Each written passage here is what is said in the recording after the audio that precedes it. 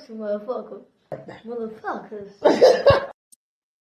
Yo, yo, yo, yo, yo. Y'all know what it is, man. It's your boy Bo here.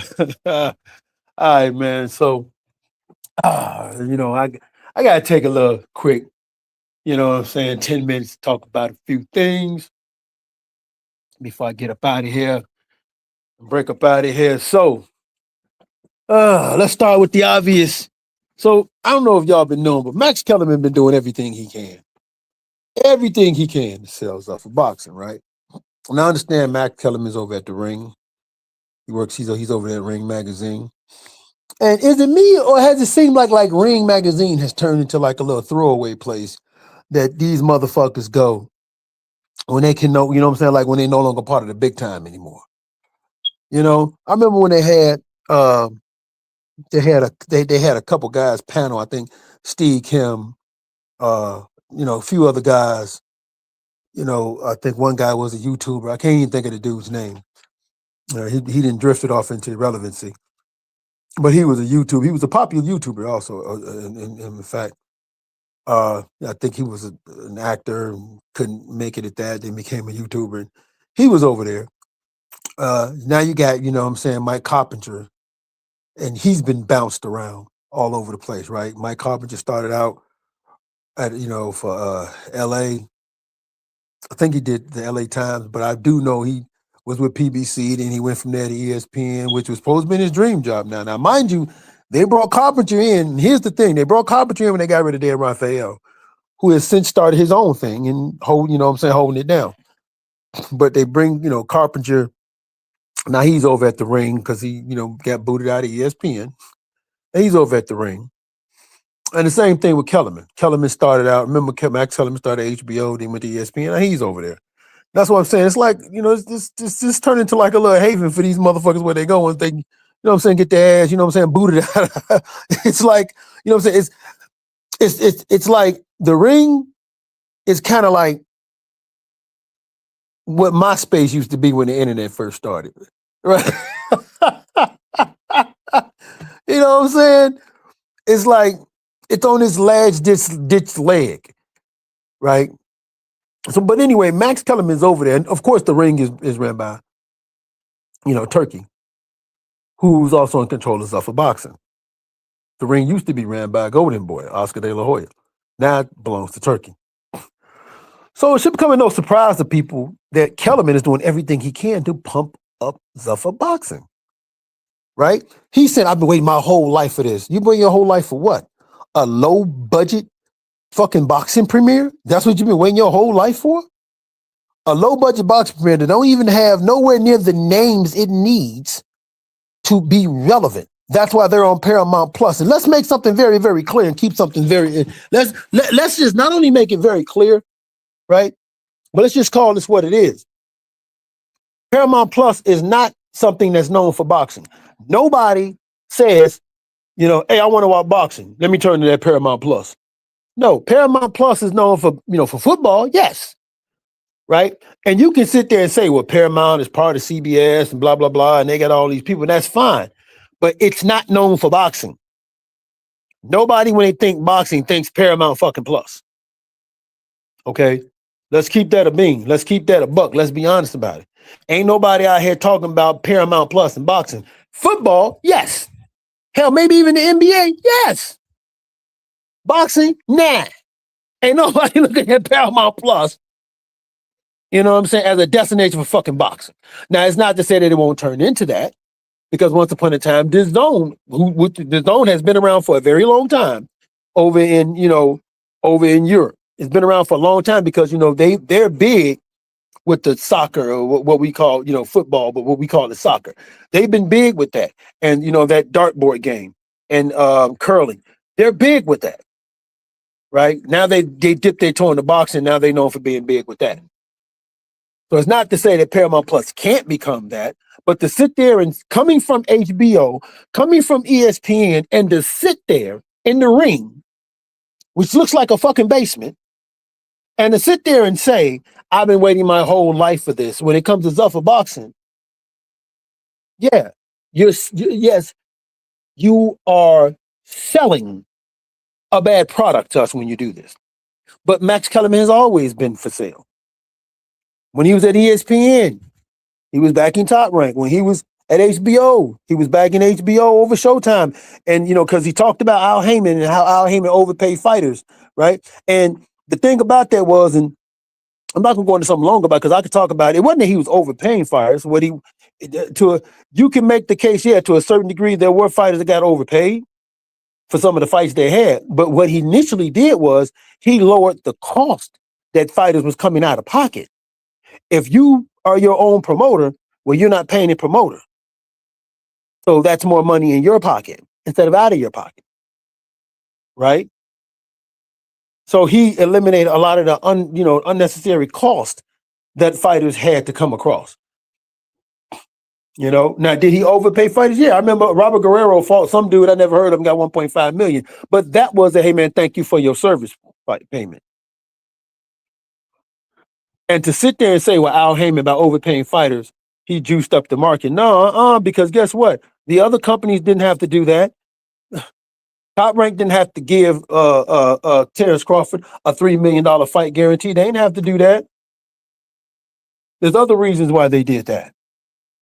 You can sit there and say they didn't want to give up Terrence Crawford to go to Al, okay. But then, now that, you know what I'm saying, PBC ain't kicking like that no more. They just not. PBC's not kicking like that no more. So why the overpayment? Remember, it was the Zone that gave Canelo Alvarez that $300 million fight contract. That was the Zone that did that. Heyman wasn't paying nobody nowhere nothing that goddamn close. And Canelo at that time was a golden boy. All right? But in the end, nobody should be surprised at what you're seeing from Max Kellerman. He's always been like that. This is the same dude that said that even though Floyd beat Manny Pacquiao, he still puts Manny Pacquiao over Floyd.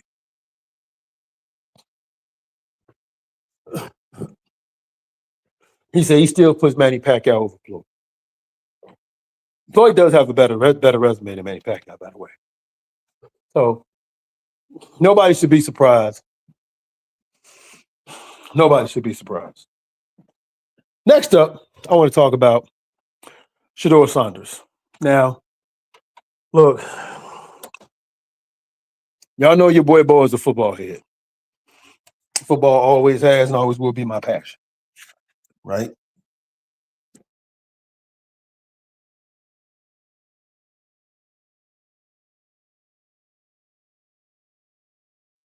Oh, my bad. Football has always been my passion. Okay? Football has always been my passion. But even, I'm reading the paper and Shedduer Sanders is named as a backup, replacement for the Pro Bowl. Now, I'm sorry, I can't rock with this. I can't. I cannot rock with this. At all, period. Shedduer Sanders, in no shape, form, or fashion, shouldn't even be a replacement, right? But understand this is the NFL admitting blame, saying, look, man, we know we fucked you over. So here's a consolation prize. That's all. That's all. Let's call it what it is. This is the NFL. This is the league.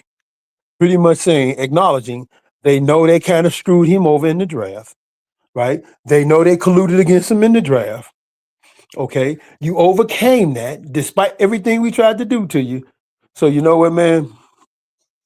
This is this NFL saying, our bad. Here, take this as a consolation prize. Now, what should happen is if I'm Deion Sanders, I tell my son, no, man, send that shit back. Don't take that. Don't take that because the Pro Bowl is supposed to be the best or guys that have earned it. Shedduer Sanders has not earned the right even to be a replacement. And that's just the truth of some things. He has not earned the right to even be a damn replacement. He don't have the numbers, right? And he just hasn't earned the right to be a replacement. So, Deion, tell your son, stand down on this one. I really hope Deion tell his son stand down. Because and I understand something too. This is like a chess move right here for the NFL.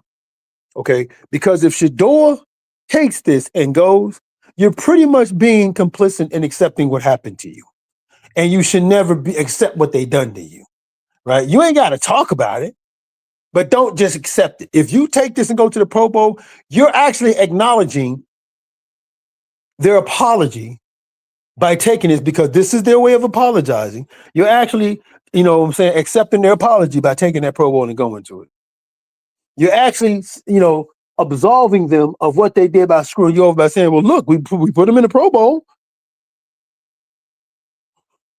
So if he takes this and goes, do not be surprised when this league continues to fuck you over, because you already shown them that, hey, if we give you a shiny new object, this is what you'll do. So he needs to stand on business. Like I said, hopefully Dion is telling his son, no, sorry, son, you need to stand on business. Don't take it. Don't go. All right. Last but not least, this is the one I'm really, really happy about. So I don't know if you guys know. Give you a quick recap. Zuffa Boxing, remember the entity, according to Dana White, that said we will not recognize the WBA, WBC, WBO, IBF, none of the sanctioning bodies. We'll only recognize the Zuffa Boxing title and, of course, the Ring magazine title. Now, the Ring title is very, very important. Why? Because, of course, Zuffa Boxing, which is, funded by Turkey, also owns what? The Ring magazine. That's why they're acknowledging the Ring title. That's what you see Dana holding right there in that picture. Next to Turkey is that damn Ring title. And then they went out and they signed the IBF champion, cruiserweight champion, J.O. Patel, who came out and said, let's get these unifications and undisputed going. So just like that, before their first fight, bam, everything changed. But to further show you how everything is changing, this is why I say Turkey pretty much turned Dana White into a liar, and Dana White can't say shit. He can't say shit. Why? Because it's being funded by Turkey. So what the fuck is Dana gonna say? Because you just heard, I don't know if you guys heard, Zuffa tried to sign Jesse Bam Rodriguez, the unified super flyweight champion. Not just a motherfucker with one belt, motherfucker with two belts. Now, mind you, another reason why they signed it, because they need a name. Zuffa Boxing needs a name. They most definitely need a name. And don't be surprised if you guys wind up seeing Carnelo Alvarez on Zuffa Boxing. But we'll get back to that. That's another video for another time. But yeah, they tried to sign another world champion, a unified champion. Why? Because they understand. Listen, Dana White can talk all that shit that he wants to talk. Okay? And it's just like the UFC. Dana White can talk all that shit he wants to talk. But fighters, the majority of every fighter, the majority of why you get into a fight is to build your legacy. And the only thing that builds your legacy and boosts your profile is a fucking world title. Not a Zuffa Boxing belt, not a Ring magazine belt.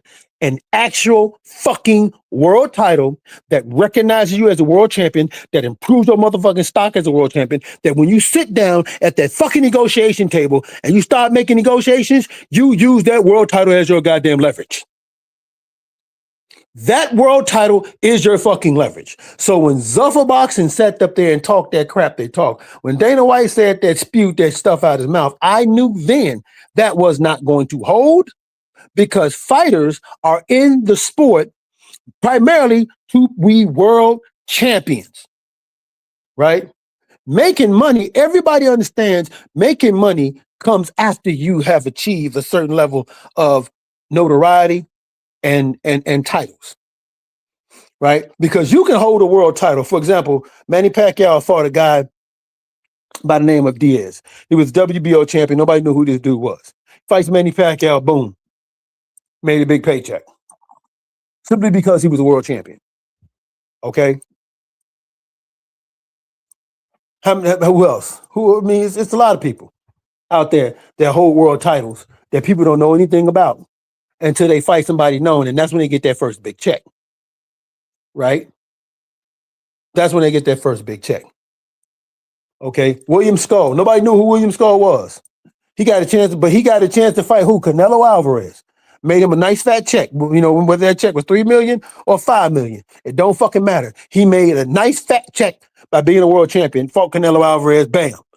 If he fights again, fine. If he don't, fine. Okay. But every fighter knows you have to get that title first, and then that's when the money comes. Because yes, it is called prize fighting, but the biggest prize is that goddamn world champion. That biggest prize is that fucking title, because nothing happens greater for you other than you winning that goddamn championship and being a world champion. Andy Ruiz beat Joshua and made a lot of money and got even more money in a goddamn rematch to go to Saudi Arabia for the fucking rematch. He used that world title as his leverage. Terrence Crawford, when he sat down and made that deal with Earl Spence, even though Earl Spence still, in my honest opinion, Earl Spence had the upper hand, but he used them world titles as leverage. He used his accolades and resume as leverage. He used it as a leverage to get the deal that he wanted.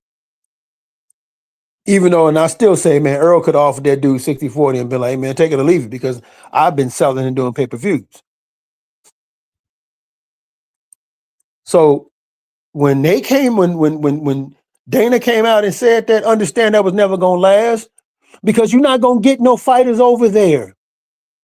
Because fighters that are starting out, you cannot pay them a lot of money.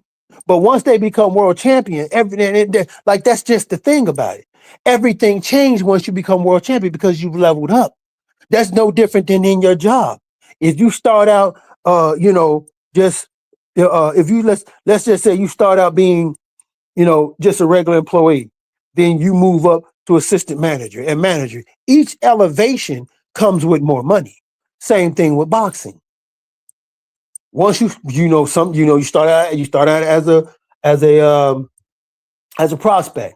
So you make a certain amount of money, then you become a contender. You make a certain amount of money, then you start becoming interim champions and all of that. You increase a little bit more, and now your stock is going up a little bit more. Then you become world champion. Now your stock is went through the roof, and you maximize that stock by holding on to that belt and using it to fight somebody with a name. That's why they went after Jesse Bam Rodriguez. He's a unified champion. Okay, his price tag might not be a lot, but it'll be enough, and he's respectable, unified champion. You'll get people who want to come fight him, so you'll have names, and because there's a lot of good guys he can fight down there in his division, so you got names, and you got dudes that's going to come down there to fight. So yes, Turkey turned Dana White into a liar. They probably start out talking something we're not going to recognize that, but in the end, goddammit, we have no choice but to. Otherwise, what's the fucking point? Because boxing has already established itself. Boxing has already established how this wheel works. A lot of people with money has came into this business. A lot with money. Turkey is no different than anybody else that came here with money. But the OGs of the game understand how this goddamn thing works. Turkey understands it also. Dana don't fucking understand it. He's an outsider looking in. He thinks he can use that UFC model. Okay, which that does not work, because the business of boxing has been around so long that wheel will always be turning the way it turns. Because again, if he wanted to stay true to his statement, you don't sign J.O. Patel, and J.O. Patel out there goes asking for unification undisputed. You don't look to sign Jesse Bam Rodriguez, an already unified champion. You don't look to sign them. So yes, Turkey sent Dana out there to say that bullshit. And then in the end, even if Dana wanted to stand up, what can he do? Turkey paying the bills. Shut your mouth up. Take your ass out there, boy, and do this. And that's exactly what we're seeing right now. That's literally what we're seeing with Zuffa Boxing. The fact they went after Jesse Bam Rodriguez is proof that their motto has just been revoked. They're no longer going off that motto. They're no longer looking at just respecting the ring and the Zuffa title. Nope. No. That's dead. That is dead. They know we have to bring people here that people are going to want to see fight. And we have to bring titles here because fighters are looking to build their legacy. And nothing builds their legacy, boosts their profile, and increase their pockets than being a world champion. So don't be surprised. Hey, listen, there's more champions out there for Zuffa to go for. Do not be surprised if you start hearing about them going after more champions. Do not be surprised if you start hearing for them. Okay? All right, man, I'm out of here, man. It's your boy, Bo, man. Appreciate y'all. Peace.